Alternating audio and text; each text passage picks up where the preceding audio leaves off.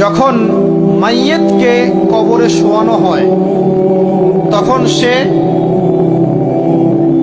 তাকে দাফন করে যাওয়া ব্যক্তিদের হাঁটার খসখস আওয়াজ শুনতে পায়। এরপরে তাকে যখন শুইয়ে দেওয়া হয়, সে যদি মুমিন ব্যক্তি হয় তাহলে তার মাথার দিকে তার সলাত এসে দাঁড়িয়ে যায়। দুনিয়াতে আপনি যে নামাজগুলো পড়েছেন, আমি যে নামাজগুলো পড়ছি, এগুলো মাথার দিকে দাঁড়িয়ে যায়। ডান দিকে চলে আসে তার সওম মানে কি? রোজা। বাম দিকে চলে আসে যাকাত।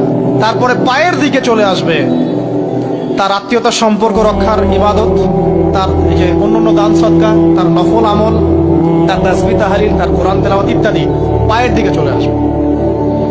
এখানে একটা হাদিস এসেছে, সূরাতুল মুলক যে ব্যক্তি রাতের বেলা তেলাওয়াত করবে, কোন সূরা ভাই? তাবারাকাল্লাযী বিয়াদিহিল মুলক ওয়া হুয়া আলা কুল্লি শাইইন কাদির। এই সূরা যে ব্যক্তি রাতের বেলা করে তেলাওয়াত করবে, ইনশাআল্লাহ সূরা মুলক কবরে তার সাথে থাকবে এবং কবর আযাব থেকে সূরা মুলক তাকে বাঁচাবে ইনশাআল্লাহ। আমি বুঝাচ্ছি যে কি অবস্থাটা হবে।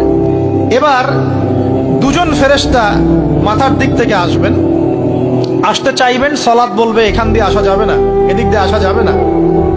ডান দিক দিয়ে আসতে চাইবেন, এদিক দিয়ে আসা যাবে না। বাম দিক দিয়ে আসতে চাইবেন, যাকাত বলবে এদিক দিয়ে আসা যাবে না।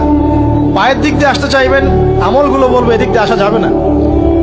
তারপরেও তারা আসবেন, চোখগুলো হবে নীল এবং কালো বর্ণ, নীলাপ চোখের, কালো। মুনকার নাকি?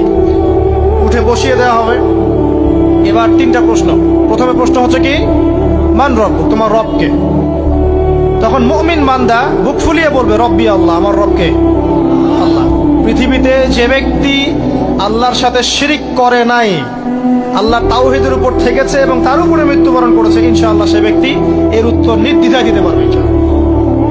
আর দুনিয়াতে যে বা যারাই আল্লাহর সাথে শিরিক করবে, আল্লাহর সাথে শিরকের পাপে লিপ্ত হবে, ওই অবস্থায় মারা যাবে, তাওহীদের উপর থাকবে না, কোশ্চিন কালেও মান রব্বুক উত্তর দিতে পারবে না। তারপরে প্রশ্ন হয়ে যাবে মা দীনুক, তোমার দিন কি ছিল?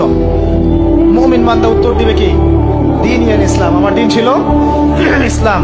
এখানে শুনে রাখেন, পৃথিবীতে যারা ইসলামকে পরিপূর্ণরূপে পালন করবে তারাই এই উত্তর দিতে পারবে ইনশাআল্লাহ। যারা ইসলামকে ঠাট্টা বিদ্রুপের হাসি তামাশার পাত্র বানিয়েছে, মন চাইলে কিছু করি, মন চাইলে কিছু করি না, সহজগুলো একটু আমল করি, বাকি কিছুর আমল ধারি না, হ্যাঁ, নামাজ পড়ি, সুদ ছাড়তে পারি না, ঠিক আছে, বছর বছর ওমরা করি, এদিকে ঘুষ দুর্নীতি ছাড়তে পারি না, ইসলামকে ঠাট্টা তামাশার পাত্র বানিয়েছে, এরা কোশ্চিন কালে উত্তর দিতে পারবে না মা দীনুক,